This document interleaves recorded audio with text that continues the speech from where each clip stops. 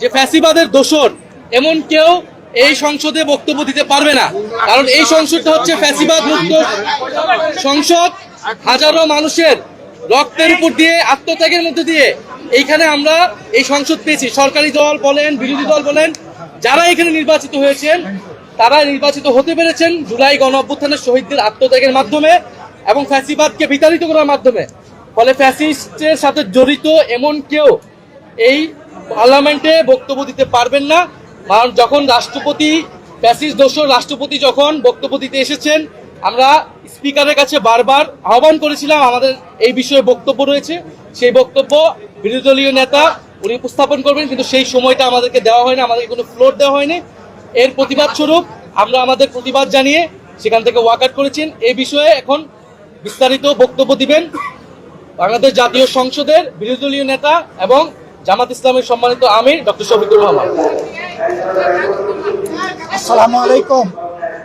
সাংবাদিক ভাই ও বোনেরা, আপনারা দীর্ঘ প্রতীক্ষায় ছিলেন, সারা জাতি প্রতীক্ষায় আছে। বহু প্রত্যাশার একটা নির্বাচন হয়েছে।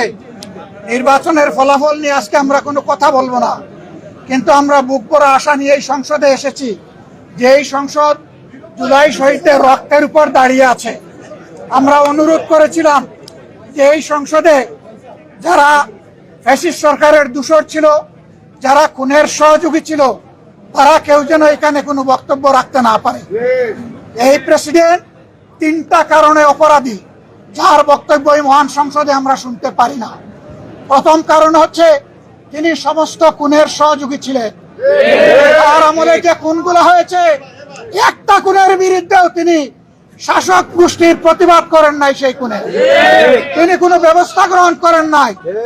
প্রেসিডেন্ট রাষ্ট্রের অভিভাবক হিসাবে তিনি জঘন্য অপরাধ করেছেন রাষ্ট্রের নাগরিকদের প্রতি।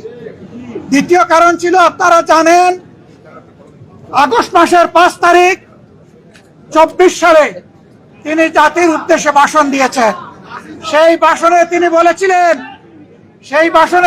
বলেছিলেন যে তৎকালীন ফ্যাসিস্ট প্রধানমন্ত্রী পদত্যাগ করেছেন এবং তিনি তা মঞ্জুর করেছেন।